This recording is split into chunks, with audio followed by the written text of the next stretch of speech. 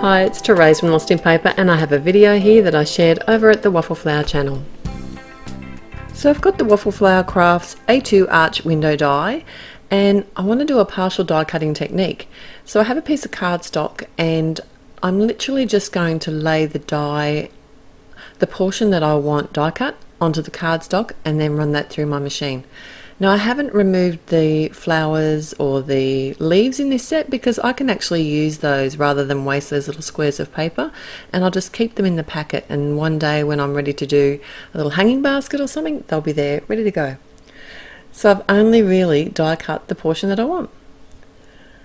Now in my little scene I want some of the critters from the Books and Coffee stamp set. These are so sweet, and I've stamped them out with some black alcohol marker friendly ink, and I'm just literally going to do some very simple colouring.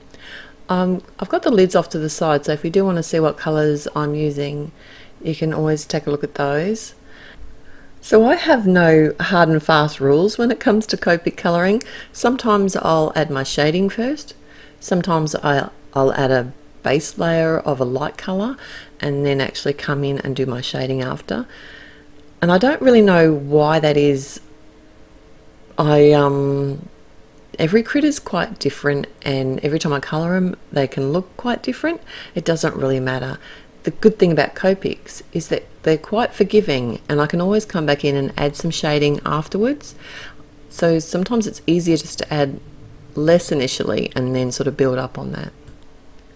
So I do like to colour my images in their normal colours, like the natural colours, but I did consider making these little critters nice and bright, and maybe I might even make a second card doing exactly that. I think it'd be a really fun card to make with some nice bright bears and raccoon. I decided to colour these glasses so they look like they have a reflection, and the way I have done that is to actually add less colour and less shading behind the glass themselves, and then come in with a really light sort of blue colour to make it look like it's sort of reflecting the light off them. They're almost like a Harry Potter glass, these ones. They're cool. So this stamp set is one of the new in the series from Big Bear and Bird, and they have a lot of fun images, not just the critters. They have a lot of little images within the set, or images within the set that you can create scenes with, and that's what gave me the idea of making a little window scene with these critters. So I've been busy colouring along while I've been chatting, and I'm not adding too much shading to any of these, especially the smaller images. Probably the bear was the one that required the most shading. I have kept it fairly simple. Like it's just a fun scene. You don't want to make it too hard on yourself, and it can look good even without, over shading and complicating it. I do use a grey marker though to come back in and add shadow, which is a really fun trick because it means you don't have to have every colour under the rainbow, and you don't have to come in with 3 different colours for every tiny little image. So this set has matching dies, even for the small stuff. There's a lot of matching dies. It's great. It really makes it easy. And I'm just going to cut all of these images out. I just hold them in. I do like to hold them in place with some, and this is a painter's tape that I use. It's just from the hardware store, and I keep reusing it too, and actually I don't throw it away until it won't stick properly. But this bear image is only a partial die cut, so you can actually do a lot with that die cut. Initially I was thinking about just having the card pretty white and very clean and simple, but I looked at it and I thought, no, I wanted to change it up and just do that little bit more with it. So what I've done is I'm creating my own wallpaper here.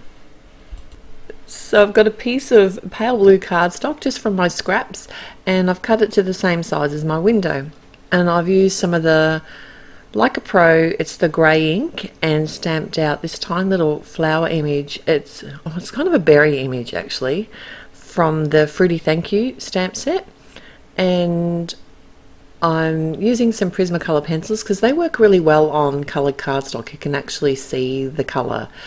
And I'm just adding some pink to the berries and some green to the leaves. To make it look more like wallpaper, what I decided to do was add, this is the thinnest line from the Plaid Play stamp set, and I'm second generation stamping the Like a Pro grey ink in lines, just in stripes. So add the ink, stamp it off once, and then I'm eyeballing it. If you wanted to be a perfectionist, you could put marks down on the cardstock, and that way you know it's going to be straight, but I wasn't being too particular. It was easy enough just to roughly, and it doesn't have to be perfect. And I think that just made all the difference to my wallpaper. My sentiment is also from the Fruity Thank You set, and I'm heat embossing it in white. And this is just on some scrap of like a dark grey cardstock. I've just used my embossing ink and then hit it with my heat tool. I thought it'd be fun to make this like a tab, so I have the A2 pull tabs die set, and that gives you 3 different sizes of tabs that you can add. And what I've done here is I've got the middle tab. I'm just going to hold that in place, and it doesn't cut the whole line. You'll see it only just cuts around the oval, the half oval shape. So I wanted it to be a bit wider so I could tuck it in behind the window, so I just used my scissors to cut that away. And I think that is much easier than trying to do it with a circle die and trying to line it up. But you could use a circle die for it as well. This is just a nice little cheap way to do a tab. Alright, to add my sentiment, I did already have the foam strips behind the border of the window, so I just had to slip that in place. I pulled it away and just popped that in. Would have been easier had I actually adhered it before I put the foam strips on, but I don't know if you're like me, but I don't often think about my sentiment until afterwards. I did also think about creating a little picture frame like for the wall behind the window with the sentiment in it. I thought that would have been fun too. But the tab won out. I like the tab. Now I'm just popping all my critters into place. I'm using some tape runner, some fun foam, score tape, and some foam squares, and just strategically placing them within the window scene. They are really cute. And how cool that those die cuts cut these images perfectly. Now I know you can't see this little raccoon very easily, but if you open, you will be able to open this window. There you go. And you can see him then. And this one isn't sitting quite as high. And that's what I really like about, I like layering my images and elements just to have different heights on my cards. It just adds a lot of interest.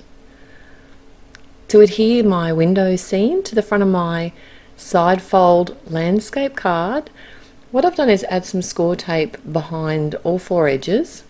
Then I can peel back the 2 opposing corners and I just bend the score tape so it sits out. Then I can hold my window in place. Now what I do here is lean on the non-sticky corners, wiggle it round until I'm happy with the placement, push down on the sticky corners, and then I can just remove the release paper from the score tape and it will be adhered in the perfect spot. So that's it for my finished card today.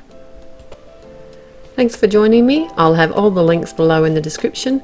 Till next time, happy paper crafting. Bye.